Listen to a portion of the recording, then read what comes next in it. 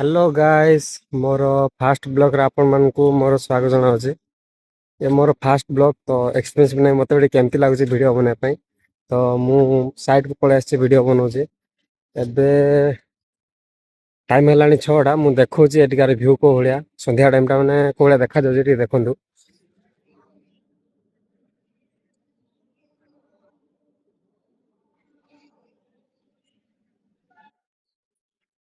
ମାନେ ଏପଟେ ପ୍ଲେନ୍ ଜାଗା ଯେହେତୁ, ତ ଯୁଆଡ଼େ ବି ଦେଖିବେ ମାନେ ପୁରା ପ୍ଲେନ୍।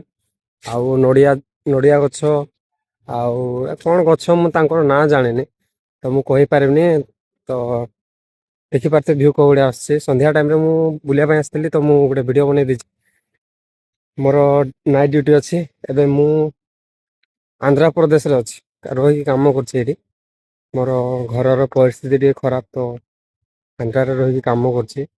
ଆପଣମାନେ ଟିକେ ସପୋର୍ଟ କରନ୍ତୁ, ଯେମିତି ମୁଁ ଟିକେ ଉପରକୁ ଯିବି।